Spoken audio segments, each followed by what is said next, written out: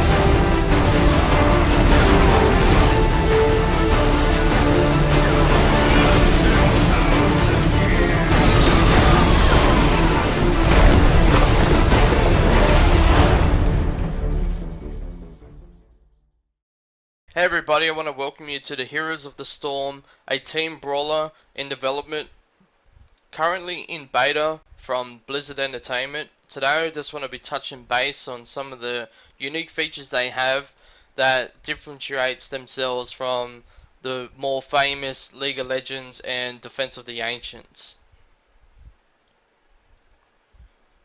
In this game, you're going to be able to play as any type of character that you've seen in the Blizzard history over the past 20 years. Kerrigan, Tassida, Jim Raynor, the Bounty Hunter, the Demon Hunter, the Witch Doctor, Diablo, Illidan, Gazwali, Malferon, and Arthas, Lord of the Scourge. Those are just some of the few names that you'll be able to play as in this Heroes of the Storm video game. You've got 4 unique maps. You've got the Blackheart's Bay, the Cursed Hollow, the Dragon Shire, and the Haunted Mines. With each map you have different challenges that you have to overcome to swing the tide of battle, and once you've completed those challenges you'll be able to overcome and overpower your opposing enemy team by subduing mercenaries. And not only that, but once you've completed challenges, you could also subdue pirates in particular maps such as the Blackheart's Bay, where if you give him so much sum of gold he will fire upon all the destinations of any of the enemies on the battleground. So that is very, very unique and very interesting indeed. So always keep that in mind, that this game is going to be much more interactive with more of the jungle and off the lanes than the normal Defense of the Ancients and League of Legends traditional maps. We're going to go up here and we're going to select game, and we're going to go a little bit more into depth of what they really do have available in this game, and just some of the ideas of how they've came to an agreement where they have like all the NPCs from World of Warcraft, Starcraft 2 and Diablo 3 and whatever other game that they may essentially make in the future. So let's have a look here. They've got Arthas, Illidan, Demon Hunter and the Witch Doctor. You got to understand that 20 years of Blizzard gaming history is quite a long time. That's setting a world record. That's 2 milestones for them. 10 years each. A lot of their games that we know of, like Diablo Starcraft 2, started back in 1996, 1997. They've been around, and they essentially created the esports era, especially Starcraft 2 in Korea and other countries that are very heavily influenced in playing those type of games, almost like a religion. That being said, they've got Kerrigan, Zeradol, they've got Frau, they've got Reyna, they've got Arthas, Urfa, they've got Tyrael, they've got Diablo. They've got so many combinations of heroes and universes that it's mere endless to them, and they'll be able to just create whatever type of NPC that they could have out of whatever games that they have ever created, like the Warcraft series, the Starcraft series, the Diablo series, and so forth. You've got 4 types, which is very, very interesting, because usually a lot of games will have multiple types, a lot more than 4, but these 4 are probably the game-breaking roles that will change the tide of the battle. You've got Assassin. Assassins like Kerrigan deal tremendous damage and can pick off unsuspecting enemies, but must choose their battles very carefully as they can dish more than they can take. Essentially, they're very squishy, they can't take a lot of damage, they're very weak, but that being said, they can also have a high damage output, and it also makes them pretty scary in a team fight, especially if coordinated correctly. The warriors such as Diablo can dive right into melee, soaking up any damage and dealing it back.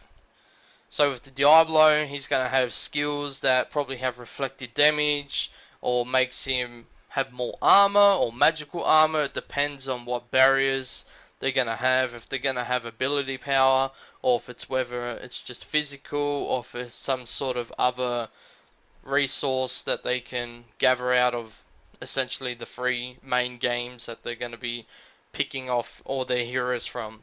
But we'll never know. Support. Support heroes like Malferon can swing the tide of battle, assisting with healing, buffs, or other abilities to manipulate the battle in the favor of allies. Basically meaning he could disable, maybe he can silence somebody, stopping them from using their abilities, casting abilities, or maybe he can enroute someone so they can't move, they can't attack, and there's so many possibilities. Supports are always a key role to success, especially very early in the game.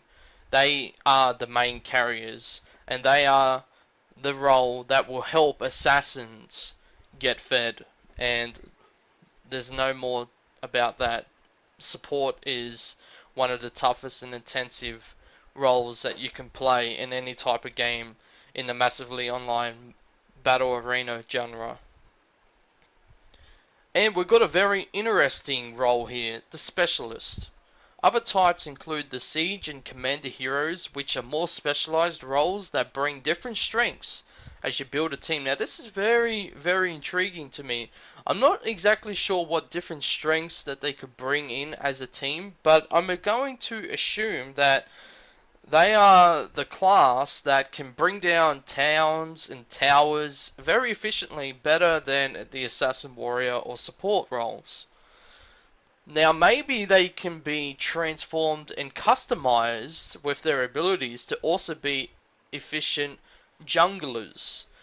Now that being said, the jungles are massive, they're tremendously huge. These are not just your traditional maps with the 3 lanes and a little bit of jungle on either side. We're talking huge maps, that some of these maps even have underground levels. Now this is spectacular for any jungler lover in this genre of video games. You're going to have so much to choose out of. You're going to have a much more rewarding gameplay experience if you were to choose and be more favorable in playing a jungler type role. Such as everything in this game is going to be heavily rewarded based on how you work as a team. We're going to move down here a little bit.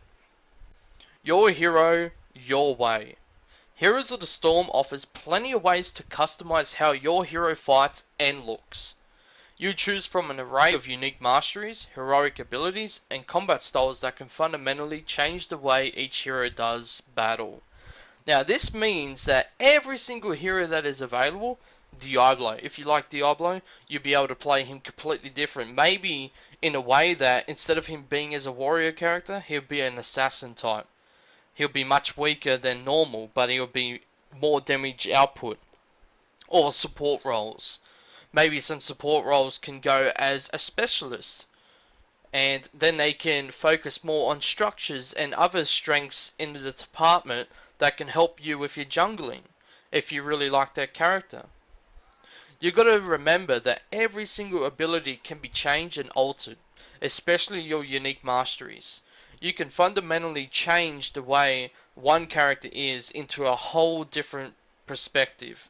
You don't have to play the way as a prefixed skill set. You can play how you want to play, and you can choose the abilities that you want to choose to use in the battlegrounds. Now, that is very cool, and I like this idea. None other genre video game in this genre has done that yet. And I can believe in Blizzard that they will make this game very awesome, that it will compete against the top dog, League of Legends. And I believe that League of Legends employees, the right employees, are trembling right now because of the amazing outlook that they're displaying here, the amazing craftsmanship that they're putting in, the amazing detail, the amazing unique customization ideas that you can do with any hero will jeopardize the top dog. And I believe that they don't like that. And I know that Blizzard knows how to market. Sometimes I don't agree with their market, but they can market and they can make incredible games. They are my favorite company, and that's for a reason, because they do deliver with their games. And you can assure yourself that this game is definitely going to be the next top dog in this competition. Skins round out the appearance of your hero, while mounts get you around in the battleground in speed and style. Is that Reyna riding a rainbow pony? Indeed it is. In fact, you would even see it earlier in the trailer that I just displayed, with Diablo on the rainbow pony. Now, with Heroes of the Storm, it's going to concentrate on the intense battles and back and forth gameplay. You got to understand that they're looking for fun, quick, action-packed matches. They don't want this long and boring length matches where, it goes on too long. It goes for almost an hour averagely. There's none of that in Heroes of the Storm, and they can reassure you that. This game is built to only be played within 15 to 25 minutes averagely. Now that is about 20 to 10 minutes shorter than what a League of Legends or Dota 2 average match should last for. So they are essentially saying, well, hey, it might be a bit shorter, but you can have much more games. You can level up your account quicker. You can enjoy playing this more because you don't have to sit there and have a 45 to 55 minute match and then lose. So this game is looking for the rapidly good, fast paced search random matches where you can find it yourself that you're enjoying this game, and you can constantly just keep playing and playing until you just want to say, oh, well, I just want to have one more game, And that's what it says here. You may find yourself constantly wanting to jump just into one more game.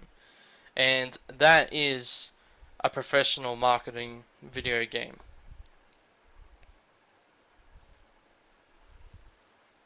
Now, this is where I was talking about teams are heavily rewarded. Heroes features approachable team-based play without sacrificing depth or variety. Whether it's joining with allies in a group fight or working together to overcome each battleground's unique challenges, you're rewarded. You're rewarded for playing as a team. And the hero roles run the gamut from stone cold death dealers to town raising specialists to pure healers, each capable of making distinct, valuable contributions to their team's war effort. The game even includes some very specialized heroes like Abathur, who offsets his lack of head-to-head impact with special abilities that affect the entire battleground. Now that being said, maybe you'll be able to go to Abathur and say, well, here's 1,000 gold. I want you to heal all allies in the map right now, instantly. Now I don't know this, and it could be completely different. Or maybe he can say, well, you know what, I'm going to construct a unique elite mob of minions that will go and attack your opposing enemy team's base. I do not know that. But those are just some of the ideas that I know that Blizzard has probably overlooked and may have considered with this specialized hero that is on a Pacific battleground. Or maybe he's in every single battleground, or maybe it rotates with different heroes like Abathur that has different ideas with some of the options that you can pay for to receive. We're just going to go a little bit more down here. Battlegrounds that shape gameplay. Now you got to understand that every single unique battleground is characterized by a core legendary event that shapes the strategy for the entire match. You can't go to every single battleground map and say, well, I've got this skill set, let's go guys, we're going to take down this legendary event. No, because it probably doesn't work like that. Even though it may, but it's not supposed to. You're supposed to adjust accordingly to approach the strategy and defeat the challenges that are on every single unique battleground map. For example, you don't want to sit there and know that you can defeat every single challenge by having this ultimate skill set that you've combined in your customization with a specific hero. Let's just say Diablo. You want to be able to have a game where every single battleground you have to have a different champion and different exploitations with your abilities to make you have an advantage, not just the same hero being able to accomplish every single challenge, because then that wouldn't be fun. So I can assure you that Blizzard are probably working hard on making sure that no build is possible to do everything in this game. You have to rotate, you have to use different characters. And I assure you that Blizzard will come up with some sort of idea where they will figure out that, or maybe the balancing may be not as good as, you know, League of Legends. Who knows? Like, maybe they will. I know they are pretty good with their balancing though, because I've played Starcraft 2 online and they've had some pretty good balance and patches when they did that. Now, on a Pacific map, which is the Black Heart's Bay, you can pay a ghost pirate who owns his own ship. And if he accepts your payment of gold at so much of how much you paid, he would train his ship's cannons on enemy positions throughout the map. Another battleground includes an underground level, where bones must be collected to summon a fearsome golem to attack your enemies above ground. Now remember I told you that one Pacific map has different layers, like you can go underneath tunnels and stuff? Well, that's essentially the Haunted Mines. We're going to go down a little bit here. Now this is very, very amusing to me to read, because I get chills down my spines just knowing how big these maps must be. There's not only just towers, but there's multiple towns. Friendly and enemy towns dot the pathways between each base, and each town includes structures such as gates to prevent enemy movement and healing fountains for health and mana regeneration, in addition to a protective guard tower. Capturable watchtowers also mark important positions on many battlegrounds, offering vision on key areas. So maybe throughout the map there's these Zelnaga towers, which is what the StarCraft 2 players would call it. Any StarCraft 2 player that plays the actual traditional game. Now these Zelnaga towers will provide vision usually around the middle of the map, where both ways would go from your base to the enemy base, and you have like a good key part, important marked vision there by using a unit to stand over the capturable Xel'Naga tower for yourself to provide vision. Now, in this sense, you can't really do that because I don't think that you have minions that you can control. So, in this way, you have capturable watchtowers, which is what I was going to say. What Xel'Naga towers ain't capturable watchtowers. They're just towers that you can just send a unit over, and it provides vision until the unit's died or you've moved it out of its vicinity. Now, the capsule towers probably work when your hero will go over there and he will sort of like do some sort of handling motion until he captures the tower, and then you will have that vision permanently until the enemy team capture it off you or destroy it and then capture it. You never know. Maybe it expires after a couple of minutes, so it makes you having to keep going back to capture it. You never know what they're going to do with that. So that's very interesting. And the last but not least, the final paragraph here that I just want to touch on is the natives are restless. Now, you can have unique mercenary camps that are sprinkled throughout the battlegrounds of every single battleground. You can subdue the mercenaries there that'll fight on your side and push towards the enemy tower. Or, if you want, you could probably pay them gold and they will start attacking your opposing enemy team structures. Or maybe you could hire healers that will run around with you and heal you. You don't know how far Blizzard Entertainment's going to go with this little feature, but I can assure you it's going to be amazingly well done. Even the endless waves of minions that fight for each side can vary in abilities from match to match. Some minions groups include standard melee and ranged attackers, while other groups include healers and other surprises. Now, I'm eager to find out what those other surprises are. And I know that only the Blizzard employees know that at the moment.